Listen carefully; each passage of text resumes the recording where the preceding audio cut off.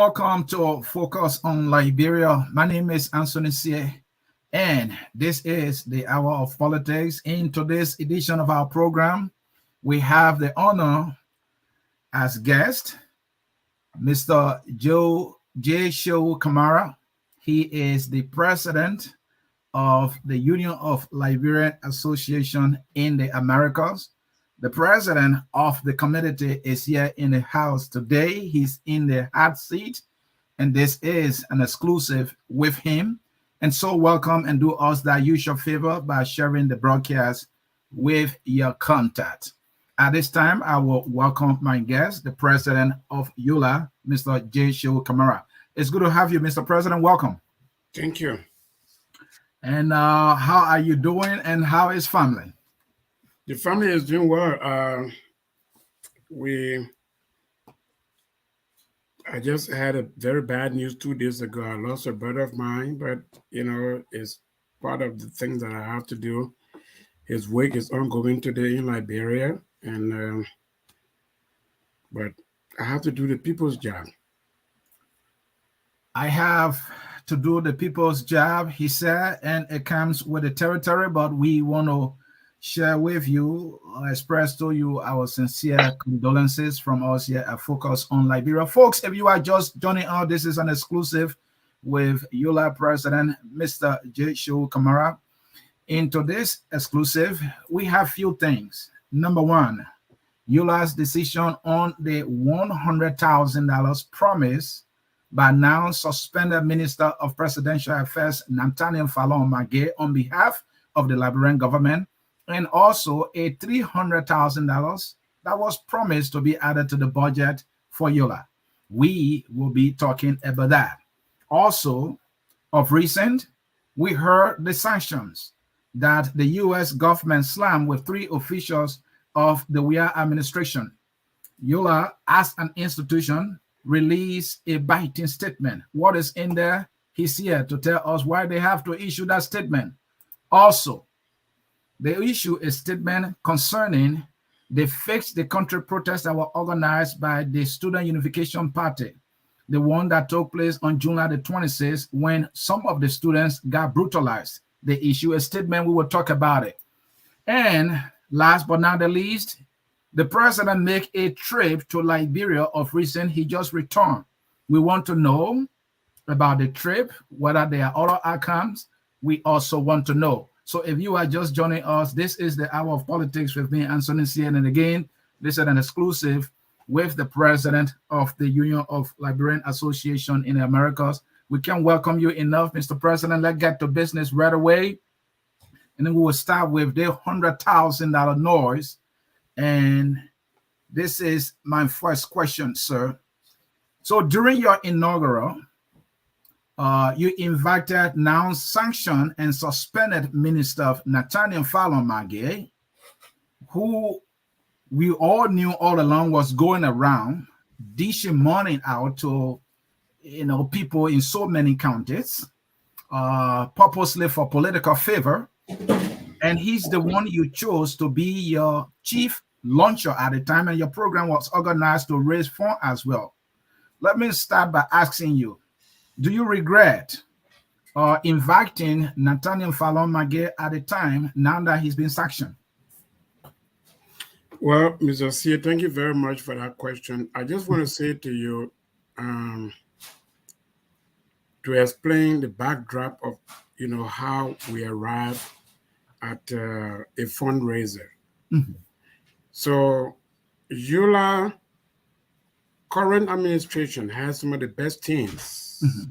very intelligent professionals, well educated, who do research in all other facets. So for the first time in the history, going to inauguration, we had a team. Mm-hmm.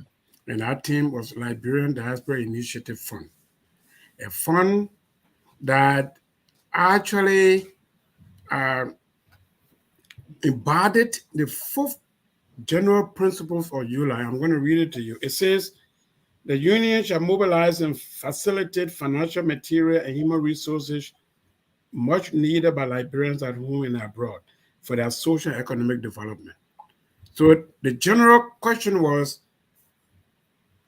while I was campaigning, what is ULAA doing in Liberia? So that fund was created for ULAA to work through organizations in Liberia, because ULAA by itself does not have the infrastructure to go and run any major programs in Liberia.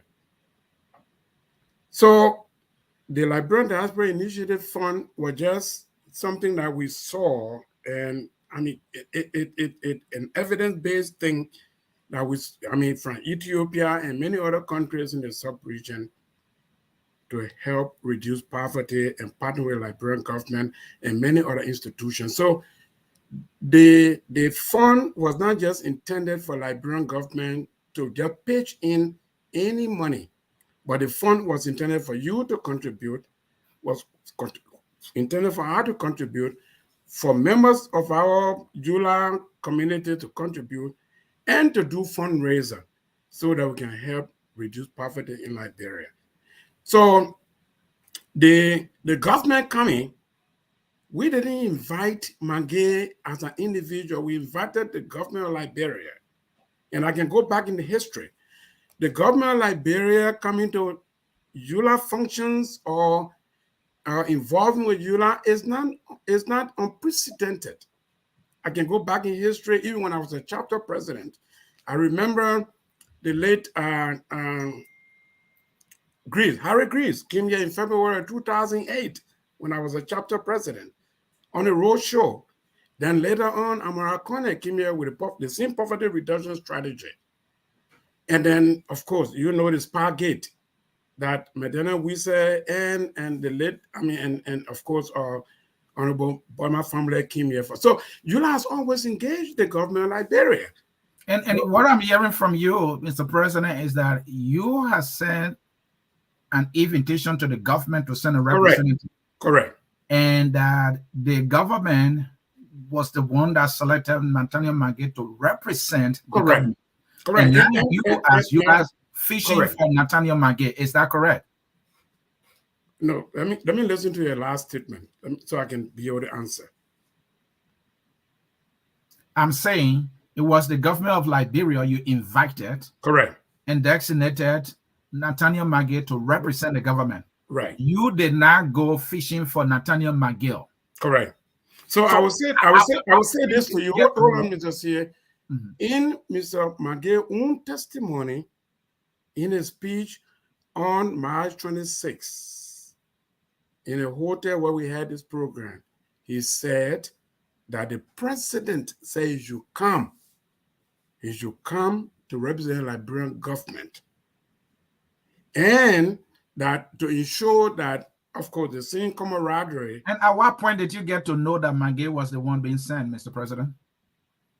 Well, we knew it, I mean, just from the invitation that was extended to the Liberian government. Like I said to you, it's not unprecedented, sir. And you had a right to make a decision whether or not to reject that selection by the Liberian government. Did you have that opportunity to do so, or that option? So, see, I'm going to say this to you. On October 17, 2021, I took an oath of office. And that oath of office was to engage the government of Liberia. Meaning, if the government does well, we will hear them. If the government does any other thing, on the contrary, we will equally criticize them. And if you're asking me as to how we made a decision, Mr. Mangé, even in his own testimony, said on the day of the inauguration, that criticized us. I get that, Mr. President, but what I'm asking you is, you as an institution, you had that leverage to decide that, hey, government of Liberia, though you are sending somebody, but the person you send him, Nathaniel Mangé, we do not prefer that person. Did you have that option to decide or reject whoever the government was sending at the time? In this case, Nathaniel Mangé. We're not in the government purview, Mr. C. I know you are not deciding for the government, but did you have the option to reject whoever the government was sending? Did you? No, as far as I'm concerned, I wasn't even given an option for that. We invited the government sent its designated nominee. And that's how the Minister of State for Presidential Affairs and, of course, our Chief of Staff of the government of the President, we are came. Let me change my question. Could you have said no to the person the government sent? Could you? Well, the point is that we, at any point, will collaborate with the government of Liberia. The government can choose who they want to send to represent. The thing about it is that we cannot make a determination as to who the government sent. So I'm also saying, but do you now reserve the right to say, no, we don't want this person? And maybe it could be based on what you stand for and maybe the person's public image, because you don't want anybody who is questionable to start rubbing shoulders with you because it will reflect on you, Mr. President. That's the reason I'm asking. Mr. C, this is water under the bridge. Okay. What does that mean? This is water under the bridge. Maybe ULAA will have made that decision, but I must admit to you that we're acting in very good faith. Okay. We invited the government of Liberia. We, as an organization represented by me, wanted the government to come. Just like I said, it's not unprecedented. We had other previous administration that invited the government of Liberia. Well, so, I mean, if you send an individual who has a questionable character, maybe that's something that, I mean, we didn't think about. You know, to say, well, don't send him. President, why would you not think about it? Because you should, because this man was invited, was sent, all right, by the government, selected by the government to be your chief launcher. Somebody who will give big money. So you knew that. No, Mr. C. We didn't know. What role did he play? Did he not play the chief launcher role? Mr. C. Yes. Mr. C. Yes. We invited the government of Liberia. The government made its choice for the government to be represented by the Minister of State and Presidential Affairs, period. Right? And how did he play the role of chief launcher? How it came to that? I want to know. Well, because the government designated him. So you invited the government of Liberia to play the chief launcher? We invited the government of Liberia and we bring a fundraiser. So let me go back to the history of this Liberian Diaspora Initiative Fund, Mr. C. The fund, like I told you, and I hope by the conclusion of this interview, you will be able to contribute, money to that fund. The fund is just to be able to help impact development projects in Liberia. For example, when I was in Liberia, prior to me going to Liberia, we initiated a project with the Pinsville City Corporation. All right. And that project highlighted what they call it, the removal of solid waste from the Japanese freeway, which is formerly the Somalia Drive. And that project, Pinsville City Corporation said to us, because we experience waste and abuse in terms of the trash, people putting oil in the street, if you remove, debris from, these gutters and things that will help us, it will enhance the lives of our people. So I will concede, if you don't mind, that is a very good initiative. Correct. Mr. C, can I just complete my thought? Please. That is exactly what the intent of the Liberian Diaspora Initiative Fund. The government decided to send Mr. Magay, and Mr. Magay came. We didn't tutor him. We didn't coach him. We didn't tell him to make all of the statement that he made. But I can report to you today, Mr. President, it's obvious that because the government of Liberia has sent Mr. Magay, you are explaining to me you have no other option other than to accept him. No. There's not those things that were known. No, sir. Things about Magay. No, I said to you that the government of Liberia sent his destiny. And that destiny was Nathaniel Magay. He is the Minister of State for Presidential Affairs. I get that. Okay. But this very Minister of Presidential Affairs, Mr. President, all along was dishing millions in so many communities, in so many counties, and you knew that this Minister of Presidential Affairs was being accused of so many scandals, and yet you accepted him just because you said, well, that my government sent him. This is your government. You're not begging your own government here. See, I cannot make a determination on for who the government chooses to represent. And I'm not faulting you for that, but I'm also trying to make to you, you could have rejected him, given these questions, these allegations and scandals against him, but you chose not to do so. When you sit as a ULAA president, and you sit in this, maybe as a chapter president, I don't know which of the chapter you belong to anyway. Are you a member of any ULAA chapter? No, I'm sticking to the media. I don't want to have my hands tied. Oh, okay. No, but you're trying to tie my hand here. So if you are a member of any of the organizations, ULAA chapter members, you understand that there's a body of work, there's embodiment of a lot of other things that go on. We're working with the government sent its nominee, we work with the nominee. And don't, you grilling me on the fact that, oh, you know what, you could have said, don't send Nathaniel Magee. That was the government wisdom.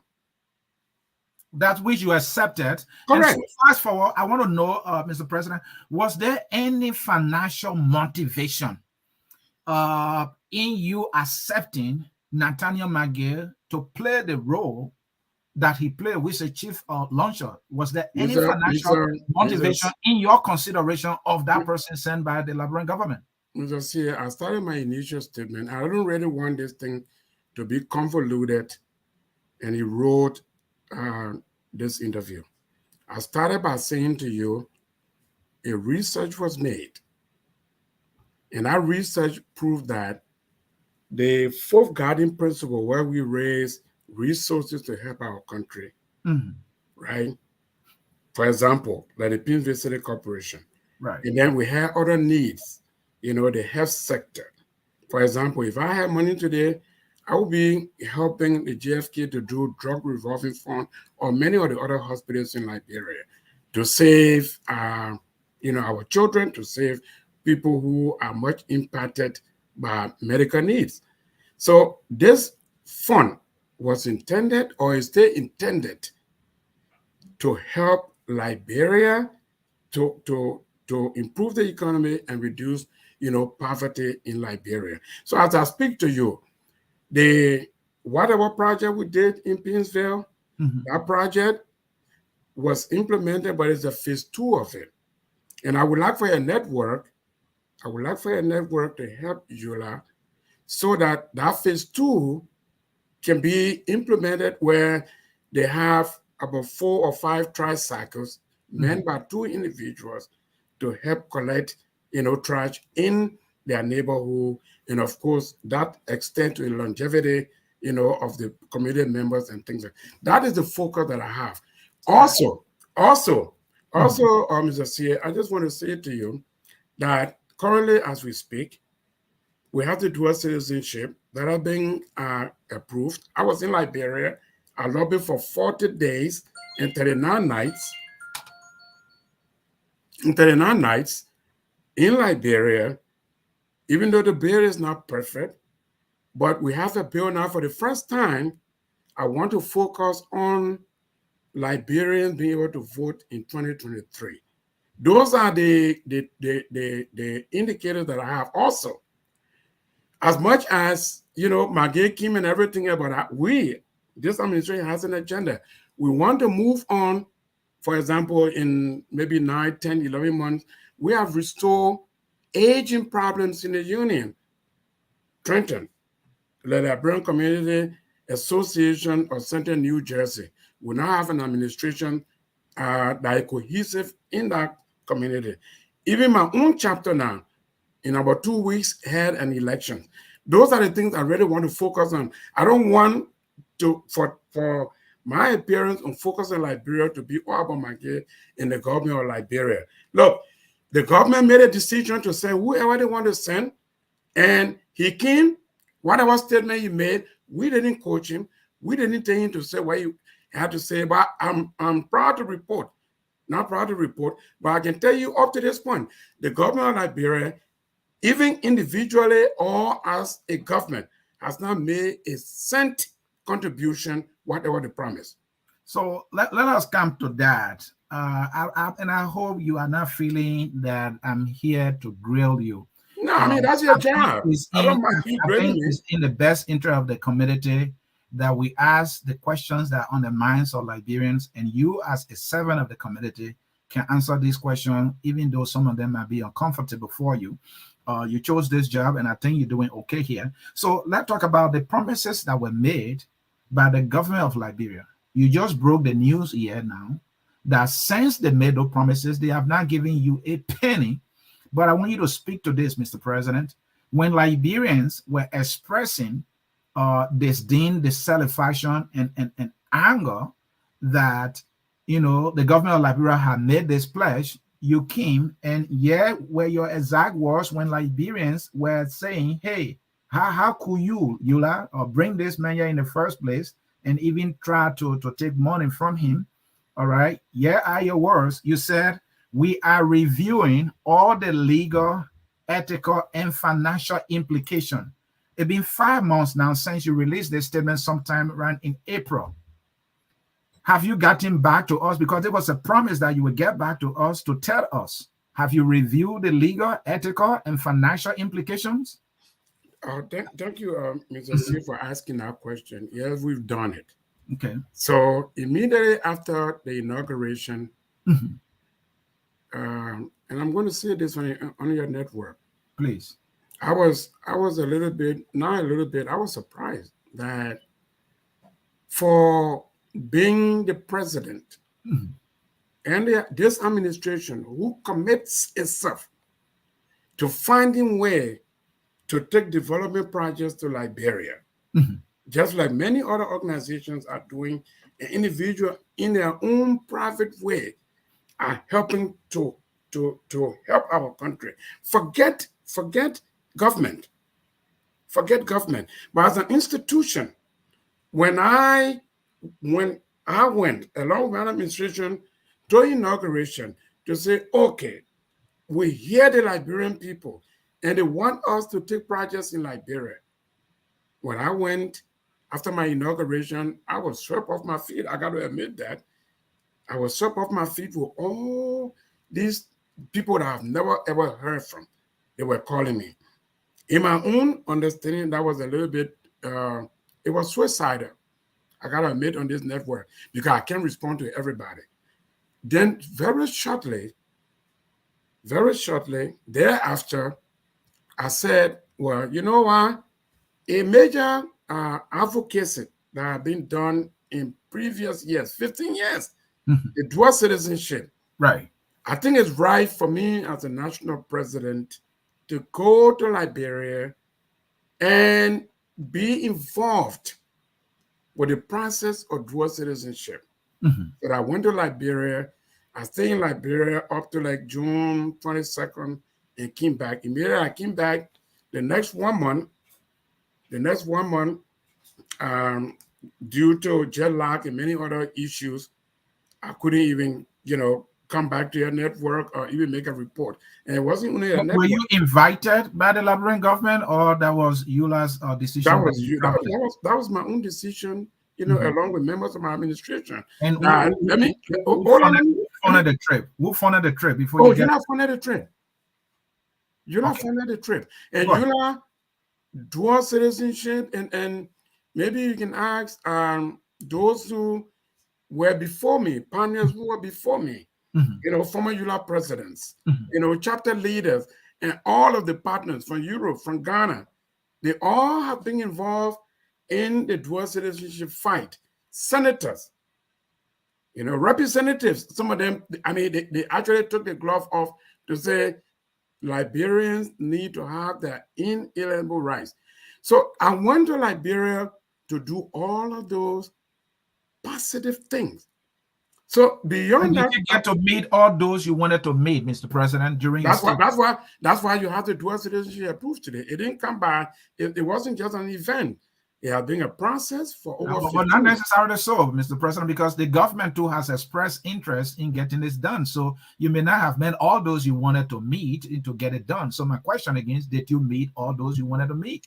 One thing I can say to you was that when I got to Liberia, we realized that the bill from the Senate, okay, first, the bill from the House of Representatives was a bill that did not have any restrictions.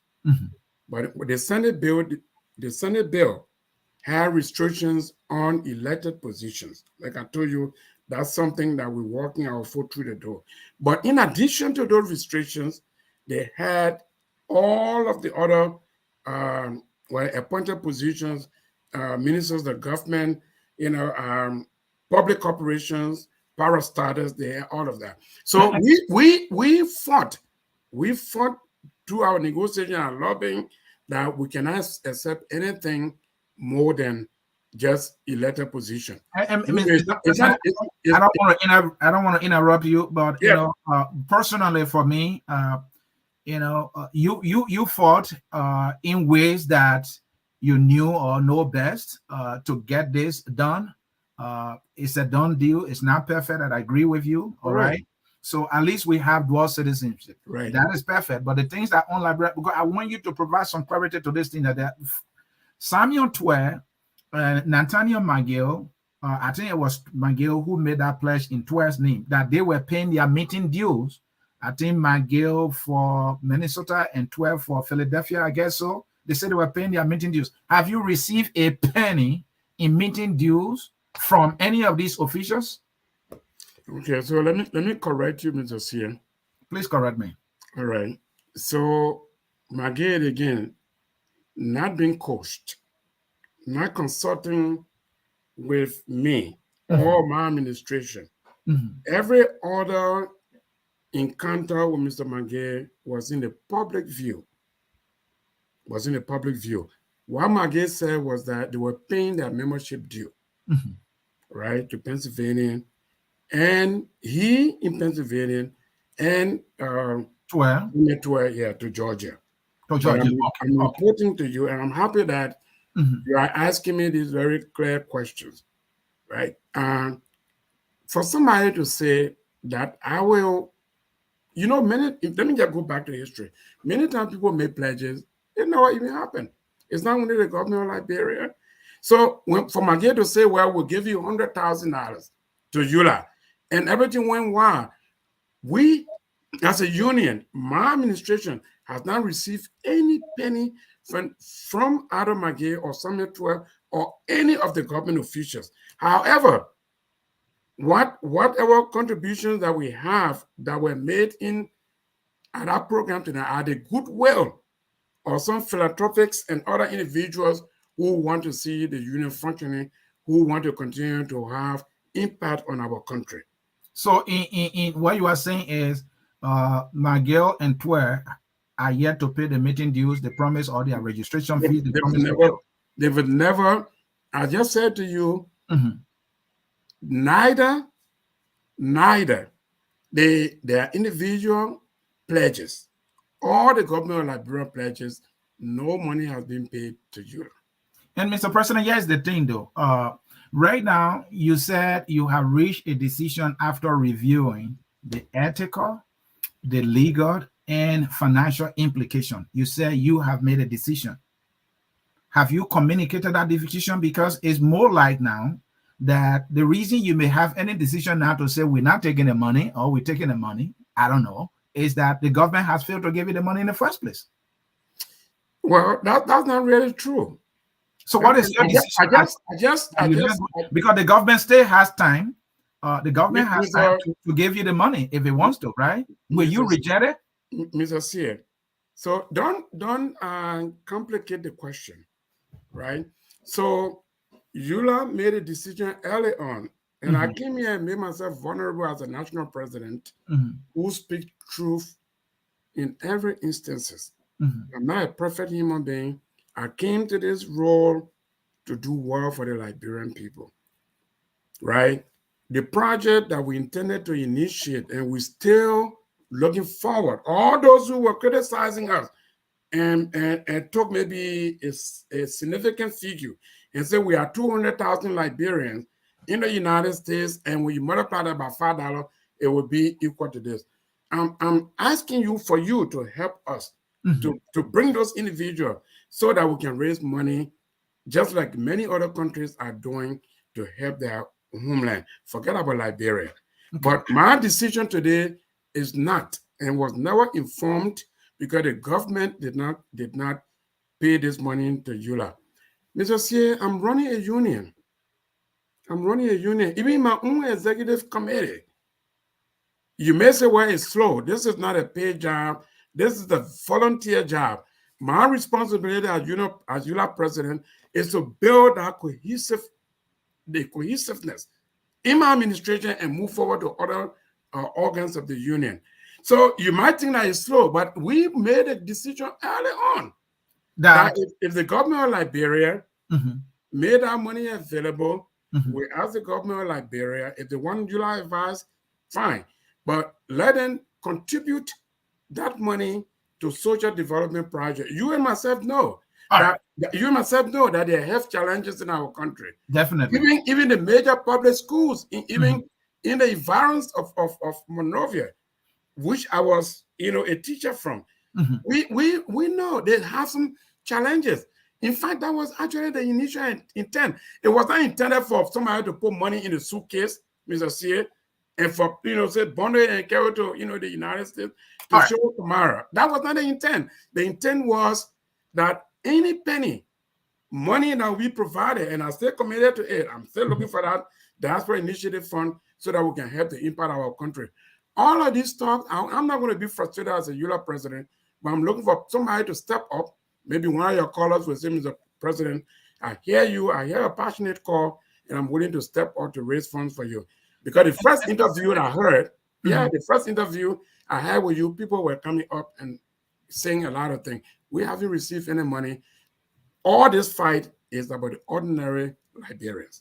And Mr. President, on that note, like I suggested when we had the first show, you have to engage the people and sell this plan. This is a brilliant idea. I can say that to you without any hesitation. For you to have created a fund and asking Liberians all around the U.S. to contribute to it, for you to carry on projects in Liberia, is a brilliant idea. The reason people might not be paying now, either they don't know, two, it may be the issue of trust. So you have to communicate and tell them what measures you are putting in place, that whatever they contribute will be used for the intended purpose. I'm sure if you address those two key issues and continue to remind that the fund is here for them to contribute to, I'm sure people will come around. So I want you to look in that direction. We were, but I mean, just say, I don't want to pass this, without making a comment. Please do. Yeah. Usually, I've been around Liberian organization for a long time. We hear and react to what we want to react to. People know many of our communities are struggling communities, in raising funds. Wherever chapter you are coming from, most of the time it's about driver and fried fish. Very hardly do you see a fund that is created, to raise major fund. Other organizations have done it. But again, I don't think it's the credibility of ULAA. We haven't done anything that was wrong. All we're trying to do is to help our country, and I'm asking in this public manner, the trust is not broken. Shiwoh Kamara wants to help Liberia. Forget George Weah, forget any other government that comes tomorrow and in the future. But I think we need to build our nation. Mr. President, have you done a little sampling of public opinions in the community? Because you have to know that this is the community you are representing as president. You have to hear from them quite clearly what they think of you. You might not see anything wrong. They might see something. It might be a perception that you have to fight. Don't you see so? Don't you think so? Well, I mean, people can embody whatever perception they want to, but I'm very sure you just said to me that this fund it has a clear goal. This fund is something that will help, the community, and it's a very good fund. That's why I wanted to explain. If you can help me to explain that, that would be a great thing to do. And I talk about the issue of perception. I didn't enjoy the answer you just gave, that people have their perception, and I'm saying to you that I think you need to fight it. It's about leadership. People must see things differently than you see, and that is impacting or affecting your leadership. Let me just say this, Mr. C. Let me say this to you, right? I hear you very clearly about perception. But what ULAA will not do, and I'm not being arrogant here, what ULAA will not do is to live up to the whims and caprices of political leaning anyway. Is that how you see it, Mr. President? These are people, you are a servant of the people, right? No, let me explain this. Go ahead. We are just months away or a year away from elections in Liberia. That's my understanding. So I want to maintain a balanced position. And that's why I'm explaining to you here that the fund is intended to help Liberians, ordinary Liberians. Some of them don't even have benches to sit on. Some of them go to JFK, maybe because of lack of one malaria tablet, they pass. Or a woman who is in delivery emergency, passes out. That's the plea that I'm making to all of you. I'm not saying that our perception, people can have perception. I understand that.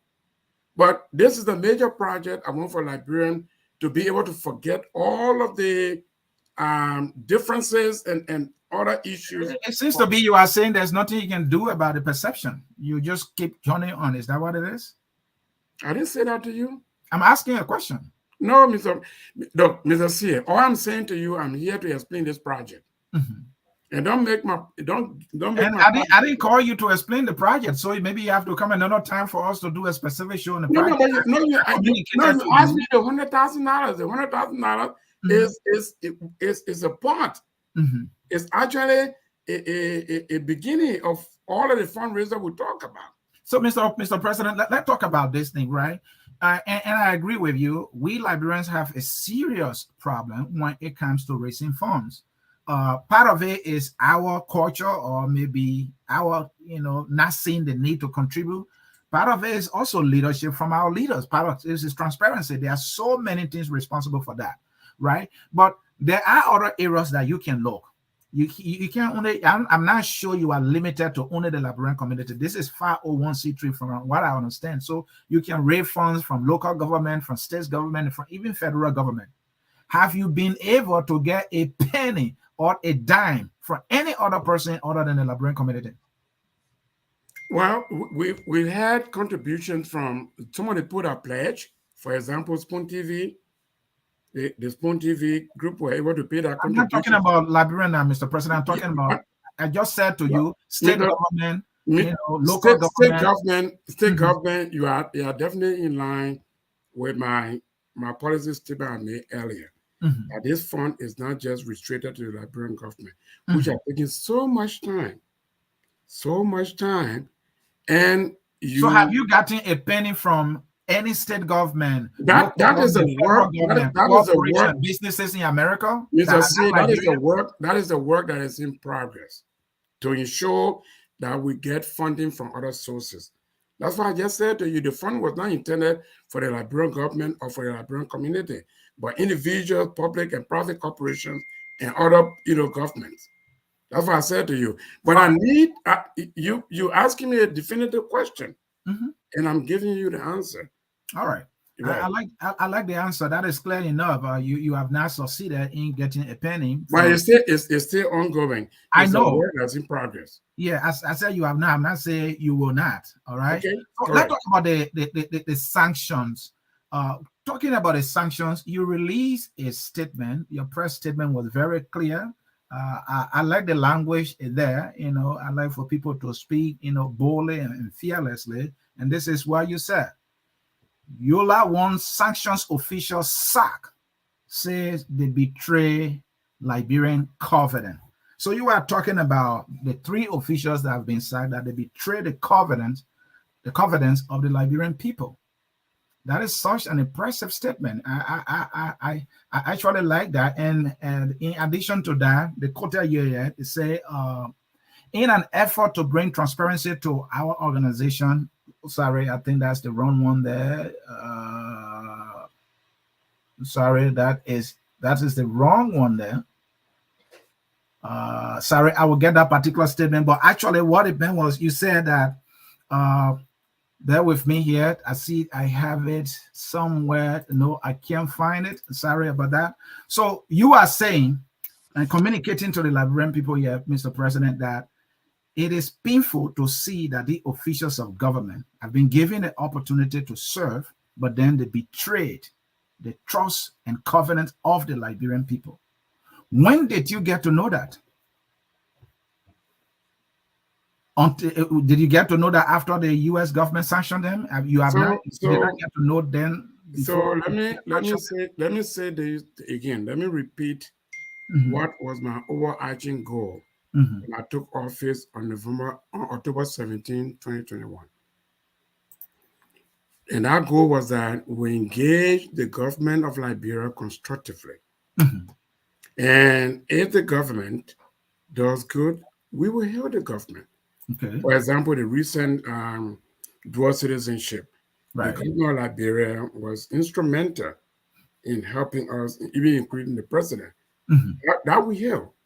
But at the same time, we said that if the government does anything wrong, we will criticize. So the question you're asking is that we just came yesterday after the sanctions were released. No. On March 25th, in a public forum, Shiwoh Kamara and his leadership meeting Minister McGee for the first time in an open forum at DoubleTree Hotel in Philadelphia. We made two critical points. One was about the raping of our females just before coming to Liberia, to the United States, the raping of our females, and to the atrocities that were being meted into the country. But nobody, your network, and many other institutions minimize that. And I'm not really, coming to attack you, but I thought that would have been a profound statement by a ULAA president or the administration to indicate that this administration is going to be balanced. So therefore, our stance on issues in Liberia will remain consistent with the rule of law, will remain consistent with what we believe is right in every given situation. So the sanction, before even the sanction, the brutality that was meted on the students of the Student Unification Party on July 26th, we condemn that. We condemn that. And we cannot allow that in our country where people who we think, even government or whatever, individuals, that when somebody criticizes you or if somebody stands maybe in your way who doesn't support your political leaning, therefore the person must be dealt with. We can encourage that. And ULAA, even today, tomorrow, I'm hoping a president comes here in December. I will have the opportunity to meet with him to express exactly where ULAA stands on these kind of atrocities and many other things happening in the country. I think it's our Constitution provides that we have the right to free assembly. Thank you. And Mr. President, you are right that this is your statement. It says here, ULAA denounces and condemns the violent attack, torture, and brutalizations of protesting students of the University of Liberia and calls upon President, we ask government to immediately bring the culprit to justice. You spoke boldly, and to your fair point you made, right? We too can be criticized. We, the media, if we leave out something like this, we can be criticized. So I have no problem with that. But if you have placed a phone call to say, hey, focus on Liberia, we will release a statement, can you ensure that our statement is aired? Then we will have done so. If we have failed you, because we can't just capture everything. You have a statement, you want the people you're serving to know that you are speaking on their behalf on the national issue. You wrote the statement, you send it to the media will really act. If the media fail to act, then you can so do, but you did not send it to us. Yeah, so you want me to say something about that? Yeah, please. You're holding me to a standard, right? Right. All of these things about me not coming to the public earlier, right? You got to understand this is the job, and I take this job seriously. For the first time in the history of this union, and maybe other presidents who are on this network can correct me, we are meeting almost like every week, and our engagement with other leaders is consistent. But at the same time, these are individuals who have their own lifestyles, where we got our own shortcoming. And you just admitted to that. So as a network who holding people to standards and things like that, you're not able to meet with all of the facets, with all of the issues that you can put your hands around. It's the same challenge that I have. Thank you. And this is the statement I was looking for.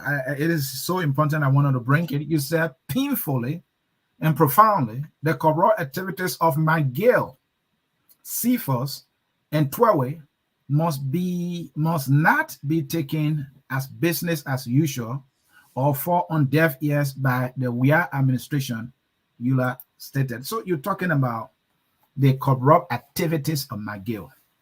When did you get to know about these corrupt activities that you are boldly and fearlessly speaking about? Mr. C, I'm not taking McGill as an individual. I'm not taking Cephas as an individual. I'm not taking Twewe as an individual. I'm talking about the entire embodiment of the Liberian government itself. You know that when President Weah in his inaugural speech made it very clear that corruption was going to be fought. It was going to be, he was not going to entertain corruption. So even when Mr. McGill came here to my inauguration of ULAA, he also made a public declaration that, Mr. President, if we are corrupt, criticize us. Criticize us. So to be very honest with you, I don't appreciate that a union ongoing would be a reactive union. Every time something happens, you put press release. Every time something happens, you put a press release. I really want a way forward as to how I can engage the government of Liberia so they hear me very loud and clear, or they hear the union very loud and clear in providing a direction so our people can be safe, our people can have healthcare, our people can have, access to education. Because every time, Mr. C, you asking me when you got to know about it, the government of Liberia committed itself that they were going to fight corruption. But every time a government of Liberia steals a penny, a child go to bed hungry, a child does not have access to education, and of course the Liberian people suffer in terms of healthcare. Thank you, Mr. President. I want to know, is ULAA registered in Liberia now? That was something I already fought hard to do. It's something that we're going to try to do, so that ULAA can be like any of the other non-governmental organization to be able to work with other partners in our country. That has not been done yet. Part of the fund that you see that we talk about, Liberian Diaspora Initiative Fund, is to have a diaspora office. For example, people have been robbed out of paying money to buy land, and maybe family members or other people rob those people. People have gone to Liberia to open businesses, and they've really experienced, some very difficult, circumstances. So the Liberian Diaspora Office, I know there's one in the Ministry of Presidential Affairs, but ULAA office, if it is open, is intended to help us, to assist diaspora Liberia. Also, Mr. CA, we have a major policy decision that we have to work on. We have the dual citizenship. I spoke on it earlier. I would like to see us, for Liberians, to work together so that we can be able to vote in 2023. And when I talk about maybe distractions, those are the distractions I was talking about earlier, because this is something that is very important. Since 1973, the law has been around. ULAA has done well. The LRIF, Liberian Refugee Immigration Fairness Act, those things didn't come by accident.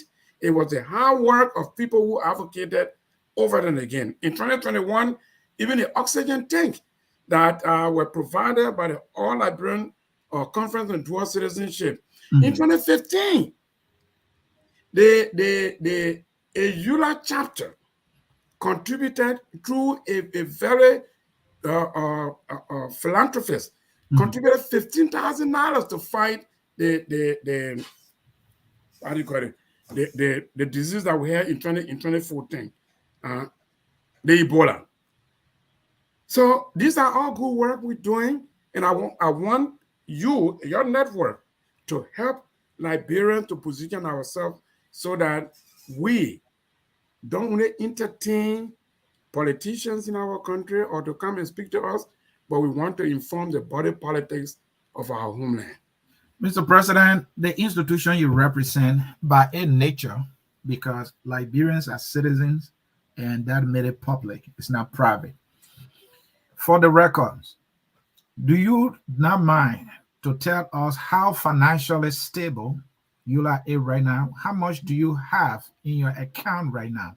An estimate, sir. I don't want you to give me the exact figure. I can say to you, I'm just going to, now that you're asking that, I will encourage all Liberians to come to this major gathering of diaspora Liberians in the state of Georgia, September 23rd to the 25th. We'll be making a report. These will be issues that we'll be discussing, including how we can involve ourselves in our homeland with development projects and every other political indicators we will be concerned about. So I don't want to give you a figure. Do you make regular financial reports that are on your website? No, I mean, again, it's still ongoing, Mr. Sear. It's still ongoing. What is ongoing? Right. If the financial report, we can just get up and put a financial report. That is something. Yeah. Let me just say this to you. One of the 3 cardinal points my administration ran on was, 1, the engagement of ULAA chapters and non-ULAA chapters. And the goal is to increase the membership. In less than 1 year, we've added 1 chapter, and we're looking for more other chapters to add. Mr. President, I'm not sure if you answered my question. You are no, going. No, I got your question. Yes. Let me say this, right? All right. As we have the Union of Liberian Association in the Americas with so many chapters, Liberia also has the Liberian Association of Canada that is in Canada that has chapters. On their website, their financials are there.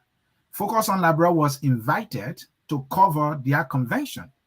During that event, they presented a copy of their financial to me, and even prior years are on their website. We have copies. That's this question I'm asking you. Does Mr. C, I'm attempting and I'm making a very good effort to answer your question. Okay, go ahead, sir. All right. So I just said to you that I have 3 major goals. This administration, that was the engagement aspect, to increase the membership of ULAA, to bring anywhere there was, conflict in the various chapters. And I just reported to you that in less than 1 year, my own chapter and an aging conflict in Trenton, New Jersey was being resolved. That is the goal of the union. The other thing that we tried to look at was to review the policy and procedures of the union, which include how we can be able to make financial report, on the website. That's why I said to you, that is the second layer of this administration concern, and the experts are working on it. We're going to be reporting to you at the appropriate time, what the financial reports will be. The third thing is information dissemination. I don't know whether you get it or focus on Liberia or other institutions. I'm not coming at you, but we have created an infrastructure where we have a ULAA website. We have a 24-year-old now who is the Assistant Secretary General for Media, and she's doing, communication within the organization. So we're still building this infrastructure. It's not going to be immediate. It's going to be, in an ongoing thing. But I can assure you that definitely these are things that I would like to see, our financial report. And I'm hope, again, when we make the financial report, it's not just going to be because we're making a financial report, but the individuals who are concerned will be making contributions to the union. Thank you, Mr. President. I think I see some efforts on the part of the administration. The ULAA website is better, in my judgment. You have even your 100 days deliverable right there. And then your press releases are also there. And I see the leadership. And I see so many things, things that happen in the community. That is a good thing, that at least we can go to the website of the umbrella organization of Liberia and see some things. I want to say, yeah, that is something that you are doing. And when I look at your 100-day deliverables, I see that you still have a little mountain to climb that. So at least you're making some effort. So my goal here is not to put, but my thing is I have to push you for you to give me meat. I don't eat bones. I will give you that meat, Mr. Shiwoh.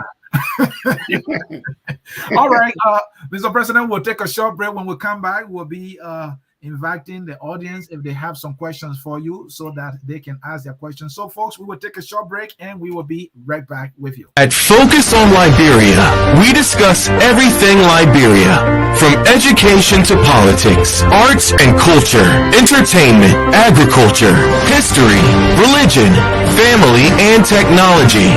Focus on Liberia uncovers and showcases the best of Liberia and shows the world the truth about Liberia. We educate, elevate, and promote all things Liberia.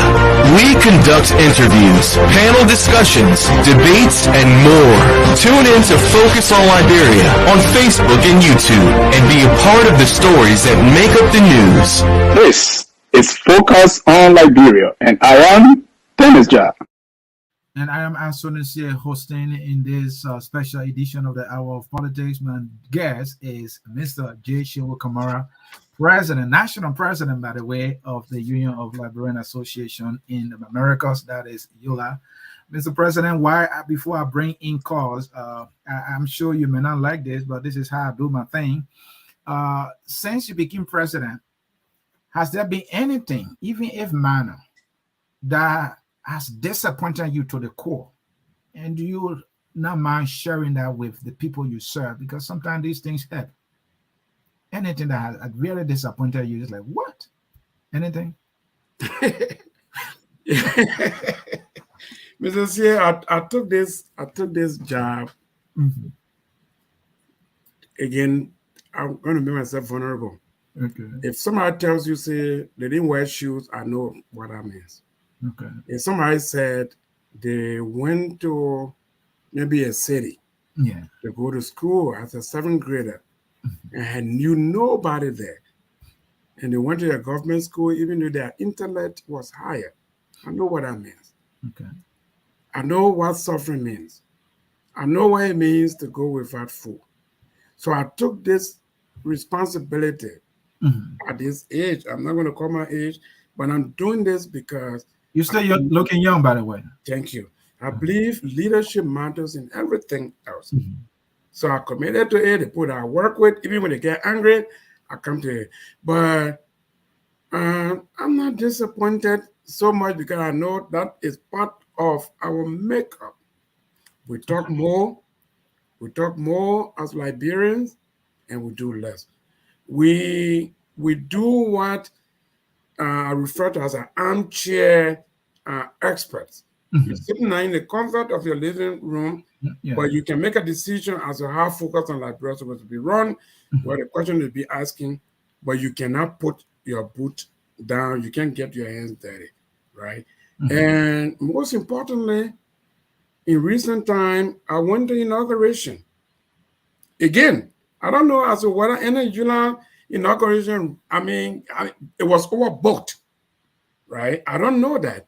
But I thought that this administration did a very good job. And look, I think Liberians wanted a fresh start, Mr. President, and maybe that is the reason why the sentiment was so high with the 100,000. I'm taking you back there, but please answer my question. I'm going to answer it. I'm going to try. And so when I was thinking, I said, hey, Mr. President, you did well. And like the phone call is going all over the place. And I will honor really public scrutiny. We didn't get money from the government. We didn't encourage my kid to do anything. They came here to represent the Liberian government. Up to the time we are not gotten it. That alone, it was a heavy burden Omaha, and it takes enormous time. Even the interview here tonight, I would have come here, Mr. CA, for you to be asking me about the convention in Georgia and many other things. But now we're still talking about $100,000 5 months ago. Because you have not cleared that all along. Yeah, but we've been saying we are clearing that now. So the next time you come here, we'll be talking about the good things you want us to talk about. Yeah, I mean, so the criticism, I mean, I can understand. I can understand that. And finally, Mr. President, we heard that when you went to Liberia, there was this certain official of government that had promised that, oh, when you come to Liberia, we'll meet and talk, about ULAA's work in Liberia and how we can work together. And you couldn't see the person nearly almost 36 days in Liberia, and it was just one excuse after the other. That must have been disappointing. That is something you didn't want to share. Mr. CA, the presidency is a loaned, position. Okay. Yeah. Anybody who has been president before, a leader, is a very difficult position. All right. The position is to create that enabling environment. I'm not worried about the process that takes place there. The outcome is always more important. All right. Thank you, Mr. President. At this time, we will go to the phone line to see if we have a caller. Do we have a caller there? Let me see. I think we do. Caller, what is your name and where you joining us from, please? My name is Leo Nicole Johnson, and I'm calling from Canada. All right. Somebody from Canada. Welcome to Focus on Liberia. Question or comment for our guest, please? Question and comment. First of all, let me commend Mr. Shiwoh Kamara for his level of uprightness and straightforwardness in really outlining some of the challenges. If anybody has been in the leadership of any Liberian organization before, regardless of his size, you can appreciate some of the challenges that he's outlining and some of the difficulties in trying to get things in order in the way it's supposed to be. My only challenge is the issue of constant justification. And nobody should kid themselves and blame Shiwoh Kamara for the historically long-standing issues that we've seen ULAA have, right? It's been a long-standing issue. He just took over trying to get his bearing going. I think my challenge I'm struggling to reconcile is President Kamara really standing up and just saying, you know what, the whole issue with McGill and the 300,000 warrant, it was a colossal error.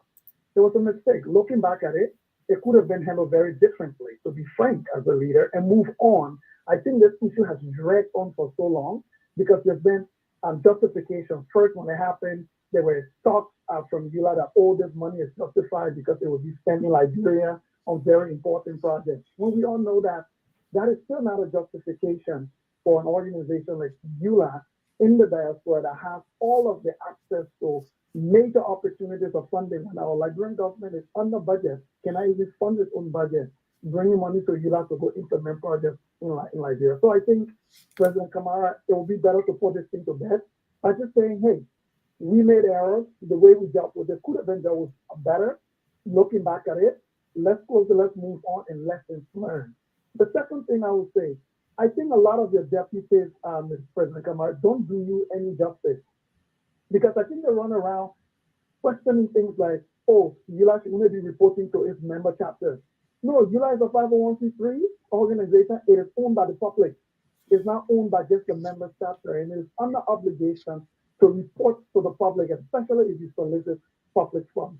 The last thing I will recommend, I think ULAA needs to position itself as the non-for-profit organization it is, rather than the political postures we've been seeing. Because, for example, it is clear that even the dual citizenship bill that has been passed, when President Weah made it his bill and put his picture and symbol on it, that violated the 501c3 laws in the United States, that you cannot support any position or any initiative that is clearly in favor of one political opponent, as clearly demonstrated. Number two, I just want President Shiwoh to answer my question around dual citizenship. The bill that has been passed, and I must congratulate ULAA for elevating this conversation to the level it has been. I must congratulate ULAA. But my question is, the bill that has been passed, in the way it has been passed, in my opinion, it's impossible to implement and impossible to enforce. If people hide their passports and decide to never come forth, how are you going to create an incentive to ensure that it is enforced? Can you answer that question for me, please, President Kamara? All right, Leo. Thank you, Mr. Kamara. Yes, thank you, Leo. I like your two first comment about this process that dragged on, and I must, say to you that yes, it has dragged on. This is not anything that I anticipated, and or something that I wanted to be dealing with in my administration. And I'm hoping that some of the clarifications that I just made tonight will be able to resonate with the Liberian people that we didn't intend, we didn't just get up one morning, fly by night and say, you know what, government come and give us money. It was a very good intention, to help our country, and that was our position, and we're still looking forward to impacting Liberia, because Liberia is our homeland. The second thing I like is that yeah, I'm not sure if I said that ULAA can only report to its members. I think he asked me about a financial report. We have financial reports, but he asked a very direct question as to whether the financial report, he saw your organization in Canada and you give them a copy. ULAA has a financial report. That's something we'll make available. And I just said we have convention coming up in the next less than 30 days, and the financial report will be made available, and it's an ongoing responsibility we want to execute. The last thing, and I'm writing your question down, is that you talk about supporting one political party. Mr. Johnson, the governor of Liberia, from my understanding, is not it's a CDC-led government, but it's the governor of Liberia. So the governor of Liberia, at any given point, the president of Liberia can, what the president we did. He did a very good job, and I think a lot of us have hailed him for. I heard that he personally played some calls, to members of the legislature. Even though it was a long-standing fight, it was 15 years in the making. I mean, countless, travels, money being spent by ULAA and its partners and things like that.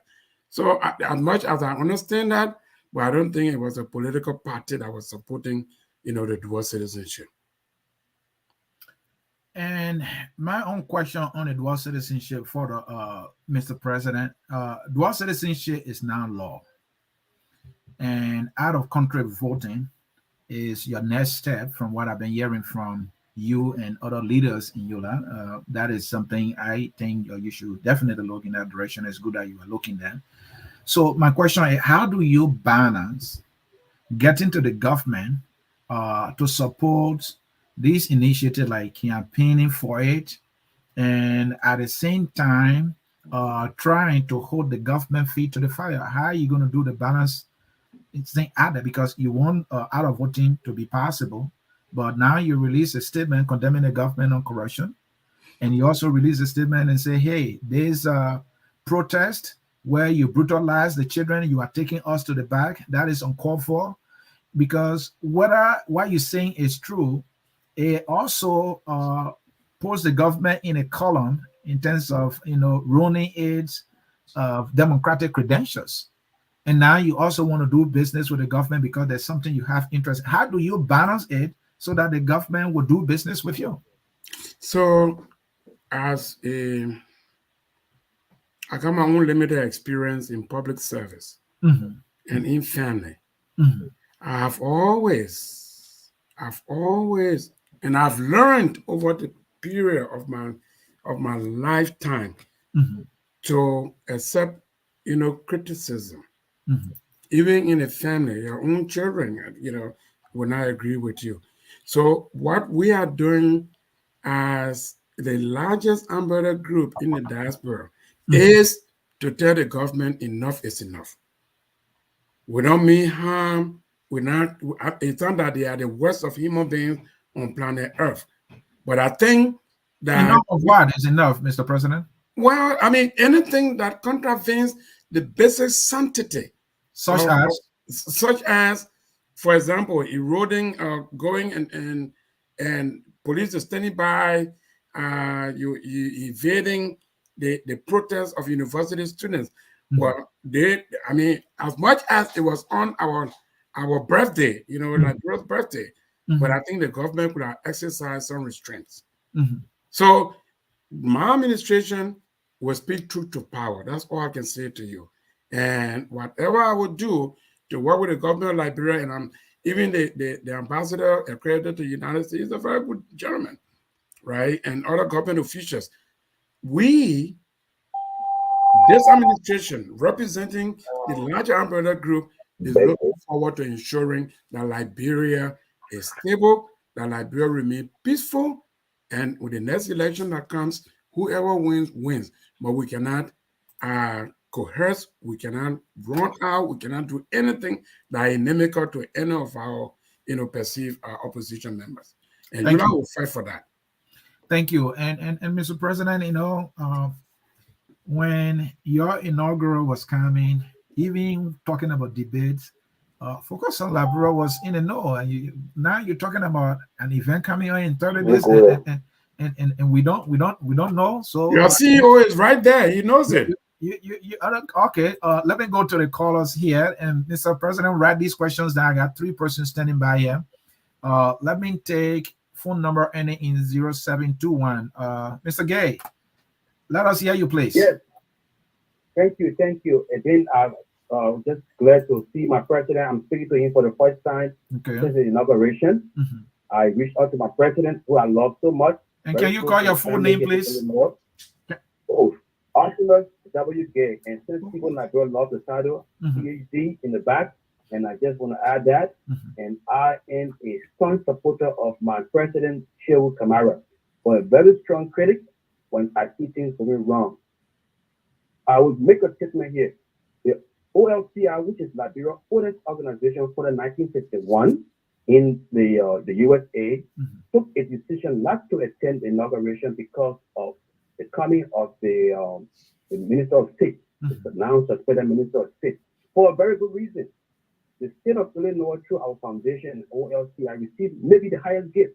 We received over $10 million worth of equipment, fire and medical supplies for Liberia. We brought in Bill Torres' office, and we brought in the fire chief of Liberia here in Chicago. And they met the leadership of the city of Chicago, America's third largest city. The government, under the now suspended minister, plans to help get the supplies out of here. We're talking about fire engines. We're talking about stretchers. We're talking about oxygen tanks.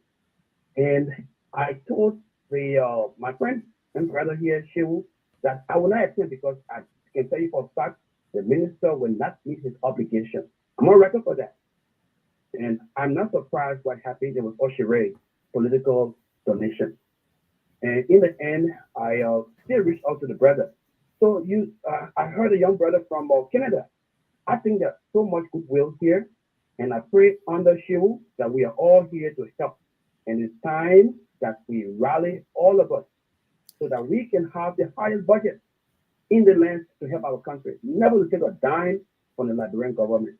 So I don't want to use the word I feel vindicated, but I want to tell my brother Shiwoh, let us reach out to our own self and we can raise enough and help our people so we don't be having the stigma that we are in cahoots with government, as we are now saying. Thank you. All right. Thank you so very much. Let's take Joseph Baker, and after that, we'll be going to Mr. Sise Goya. Mr. Baker, let us hear you, please. Good afternoon. Yep. This is not my first time talking to Mr. Kamara. I met him at the Liberian Business Expo. My question is, one, I applaud you for coming up before Mr. Sia. He holds feet to the fire. Yeah, he does a very good job at that. My question for you, sir, is one, have ULAA done any outreach to Black Americans as far as trying to raise money or interest to advance what you want to do in Liberia? And then two, is there any possibility of a citizenship by investment program for Black Americans interested in doing business in or living in Liberia? I'll take my answer offline. Thank you so very much. Very good questions there. Then that will bring us to Mr. Sise Goya. Sise, go ahead. Welcome back to the Twin Cities, brother. Appreciate it, man. How you doing, Mr. Cia? How you doing, Mr. President? Full disclosure, I am a contributor to Focus on Liberia, and I also served as the spokesperson on the campaign for President Kamara. Having said that, though, I know the issue of the coming of Minister McGill and his entourage, and the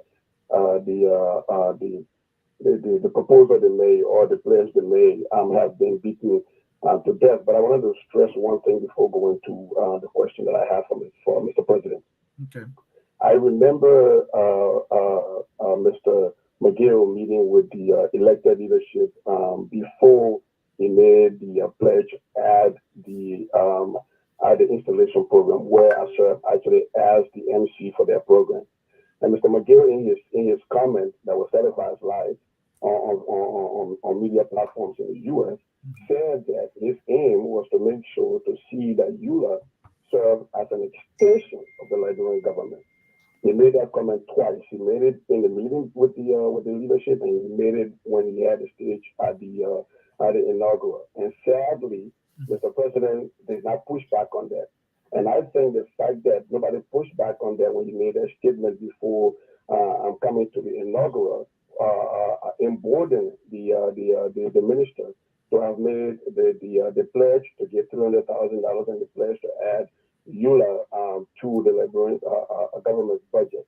And like Leo said earlier, I think this thing has dragged on simply because the administration has not been, really forthcoming with where their point was and being decisive about where they stood.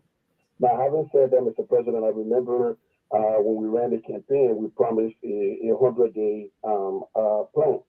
And inclusive in that 100-day plan was that you're going to reach out to other organizations that were not members of ULAA and try to bring them into the fold. I've heard you speak about bringing in one new, revitalizing an old ULAA organization, which was part of the 100-day plan. My question to you is, have you been able to reach out to any other Liberian organization chapter that has not been traditionally a member of ULAA? If yes, what has been the struggles? And if not, what has been keeping you from doing that? That would be my question. I'll take my answer offline. Thank you, Sise. Thank you so much. Let's bring in the man, Atodo. Ato Yado, you will be our final caller for the night. Go ahead. Thank you so much. Thanks to Pierre. Thank you, Mr. President, for your appearance today to make some clarification relevant to the much talk about the nation that the minister of the suspended minister made during your inauguration. Mr. President, I think you did extremely well. I mean, I call Vice President my dear brother Otima from Dr. Gay from Illinois. I don't think that Gay should be even telling you that you shouldn't partner with the job or whatever. Or said the fact of the matter here is you don't have a policy as the then Secretary General of ULAA. We do partner with the government when it comes to the people's interest, and we do condemn the government when the government goes wrong. When we were there, we had Malajokin solid feet to the fire, and at the same time, we praise her for stretching these that will benefit the Liberian people. My dear brother, Dr. Gay serves as one of ULAA even as the chair here in DC. He partnered with the government of Liberia. The government gave him some money. He knows that. He on the land, he come out later for his so the government gave him money. We only and myself, we didn't know until his report came to us. And he said we should pay him back. And when we looked at the report, we noticed that the government, they were funding from the government in there, but he didn't care for the state. So when people were to criticize or were to throw stone, they should look in the mirror to find out if they have the weather and search themselves to see as whether they're wrong or not. Mr. President has nothing to do with nobody should be blaming Mr. President. He was just doing his normal thing as the July president. And in fact, he is not that who is dictatorial. And every decision, I want to believe, strongly believe that every decision that comes from the leadership of from ULAA comes from the leadership, not from the president himself. And, so we need to rally around this president if we want to make ULAA a vibrant organization. Can do it alone, and the leadership can do it alone. Thank you. ULAA depends on the chapter. It depends on the chapter to operate. Without the chapter, there's no ULAA. So let's rally around ULAA, our president, so that he can play. Thank you so much, Mr. Pierre. Thank you, Mr. Doe, and I hope you're going to rally around, focus on Liberia too, to take the message to the people. Thank you, Mr. Doe, for your contribution. Mr. President, let me squeeze the one in. This person, I think, Gako Mo, please, quickly, you have a minute. Yes, how you doing, Anthony? Thank you. Thank you for bringing U.S. president to the public platform. But just to correct Mr. the outgoing or the then Secretary General for U.S. Yes, the government did sponsor the program. However, U.S. failed on its responsibility. They should have been a partner. Their name was they were one of the hosts. As an organization, when you're hosting programs, you're supposed to meet your obligation. Up to this day, UI has failed to meet that obligation. So that is embarrassing for him to even come on here and say that. Now, to the point, I'm in support of the government supporting a Liberian organization for several reasons. The way in which Nathaniel McGee made those statements at UI function was in error. It was very premature. So this is what happens when you have people who doesn't understand leadership, who doesn't understand how the organization works. You give them position of that kind that McGee served in. Now, had UI announced a program that they were partnering with the government with, and that funding would be used for that program, we wouldn't be having this issue, because a lot of governments support its citizenship organization. For example, Nathaniel McGee could have said, oh, this money will be used to identify Liberian talent in the U.S. or to do this for certain Liberians so we can get to know Liberians. That's a valid reason to support UI and its cause.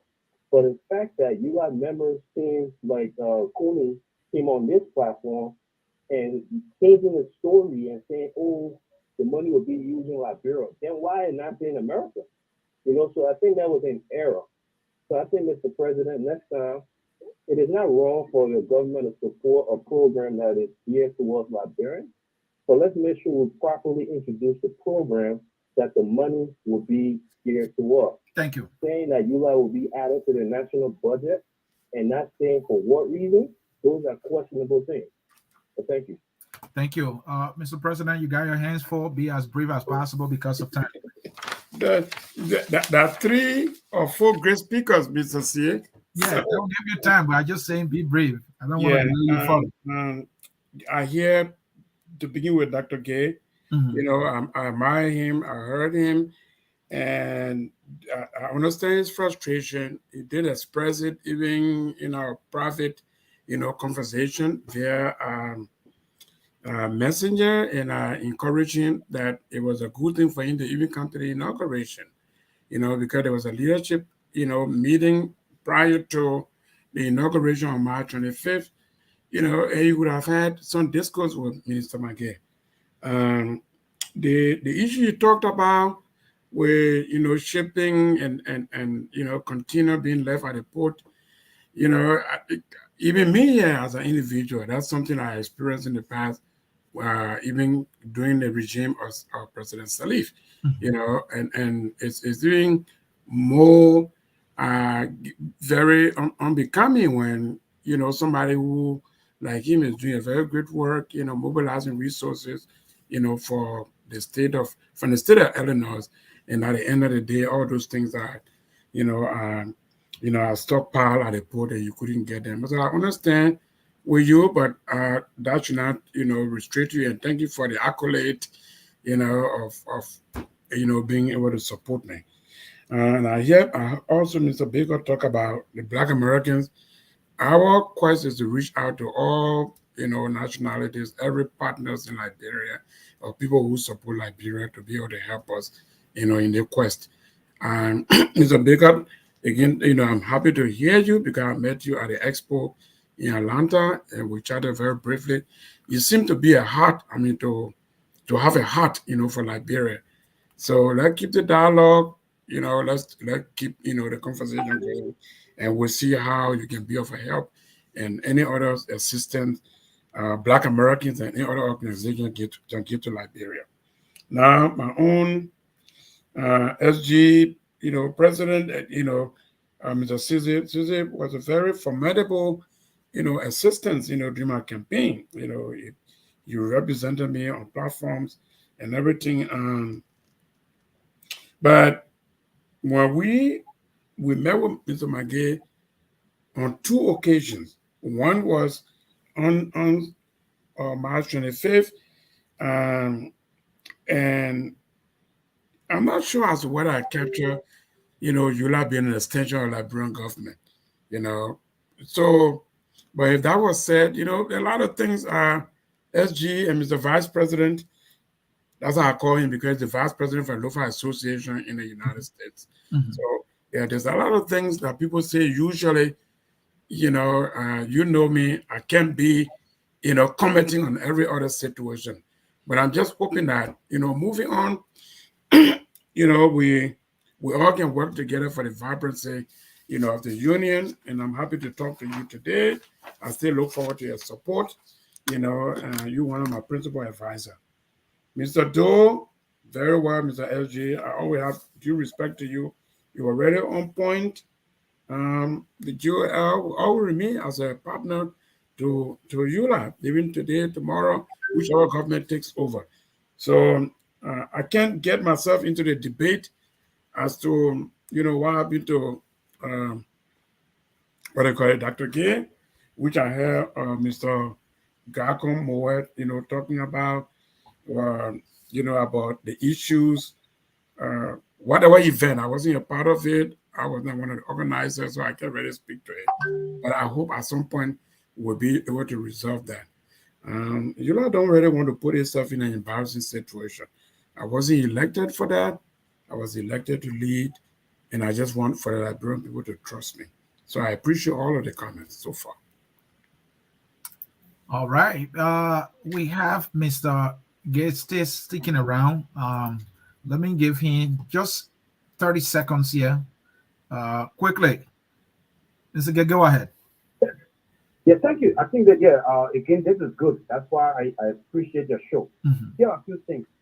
The outgoing president then for ULAA was Gisler. Mm-hmm. It was very important that we position ourselves at that time. So ULAA decided to organize an international conference, bringing all Liberian organizations together. It was almost around election year. So we organized what we called the All Liberian Diaspora Conference. In fact, that conference was held just about the same place. Liberia, the decision to form Liberia started close to Davis Hotel, 1816. I love history. And just opposite us, that's where Obama had his dinner with the journalists. Mm-hmm. ULAA did not have a penny. Can you imagine an organization as large as ULAA did not have a penny to give? Mm-hmm. Our foundation being well registered and with a little bit of top 10 to my brother Gargon, we were able to put $7,000 down to organize a conference to bring all of us together. ULAA couldn't give a penny. A conference organized by ULAA, or ULAA couldn't give a penny. The Liberian government was so impressed about that. And I will give her name, Minister Doe, just as Assistant Minister on Gafuan. She heard about it. She got involved. She wrote to the government. She said, we should be part of this conference. Here are 2 things that came out of that conference. We formed what we now know that the All Liberian Diaspora Conference as a think tank. At that conference, the U.S. Department of Justice, so they were talking about justice, came out and said we were going to establish with you. Anyone who committed crime in from Liberia and ran away, will go after them. They gave a hotline. Thank you. They also went and said, yes, so I just want to add that. That was what came out of that conference. And what the ULAA only do is it said they couldn't give a penny. And that's why Shiwoh is very clear. I wrote him, I said, you can't say George, I can't say Ellen had a debt, so I'm not responsible for that debt. We pay for it and we give them the full budget. ULAA today couldn't give a penny. So I rest on this. That was the story of what happened at that conference in 2014. Thank you. Thank you. And that will do it for calls. We will take a short break. When we come back, the president will be giving his closing statement. Please stay tuned. A short break. We will be right back. At Focus on Liberia, we discuss everything Liberia, from education to politics, arts and culture, entertainment, agriculture, history, religion, family, and technology. Focus on Liberia uncovers and showcases the best of Liberia and shows the world the truth about Liberia. We educate, elevate, and promote all things Liberia. We conduct interviews, panel discussions, debates, and more. Tune in to Focus on Liberia on Facebook and YouTube and be a part of the stories that make up the news. This is Focus on Liberia, and I am Dennis Jah. And I am Anthony Siede. Before the president can give his closing, I want to advertise that tomorrow, Focus on Liberia will be having an event, birthday giving back initiative by Reverend Avenport. Reverend Avenport is a Liberian based in California. His 60th birthday is coming, and he wants to dedicate this birthday to people who are in need in Liberia. He wants to raise some funds and pay hospital bills for Liberians who are stranded in some of the hospitals in Liberia. So tomorrow we'll be here, and we will be here at 1 p.m. Eastern time, that is 5 p.m. GMT, to see how we can raise some funds. He's already started raising some funds. There are Liberians at JFK right now who cannot leave. There are women who deliver.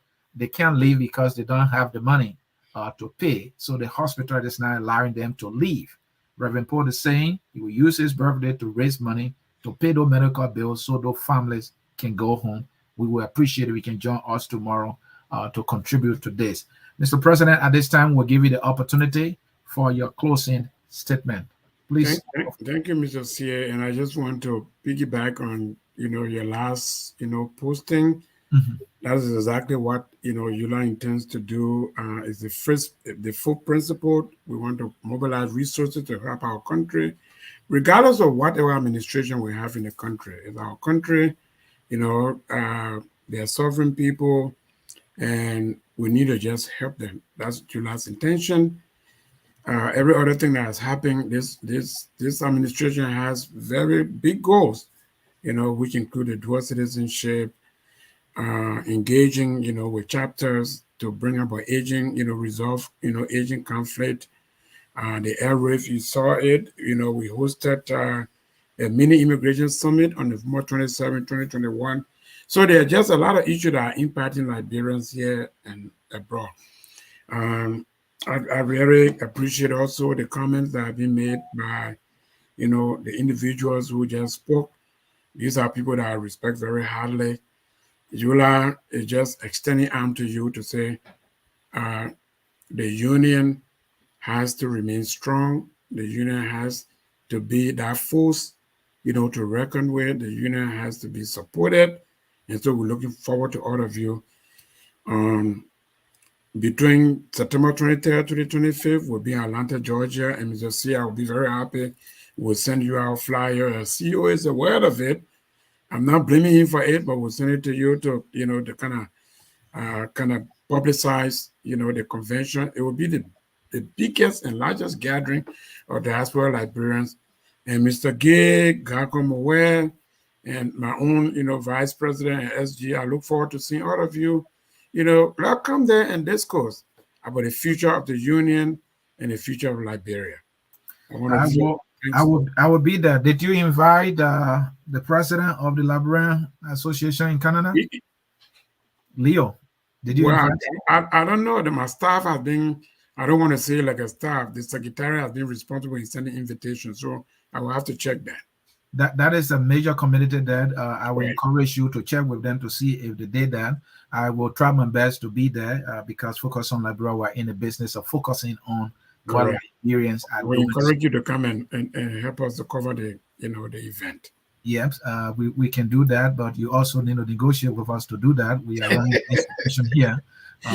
You still owe me, Mr. C. You committed yourself a while ago, so you still owe me. Yes.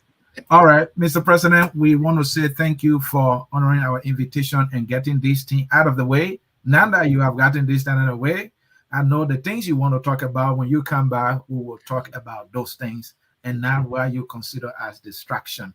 Folks, we want to say thank you for always following Focus on Liberia. The song that closes us here says, we are all Liberians and we must support all initiative of Liberians and Liberian organizations. And don't forget, ULAA is that one of them. Please don't forget to contribute to them when they are contributing to Liberia. Thanks for watching. Enjoy the song. We are all Liberians, and bye-bye. We are Liberians. Liberia is our home. Liberian people.